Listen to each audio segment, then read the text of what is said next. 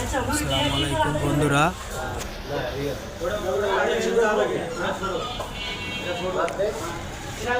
দেখুন আমাদের বন্ধু কল্যাণ সংগঠনের ইফতারের প্যাকেট করা হচ্ছে গরিব দুঃখীদের দেওয়ার জন্য।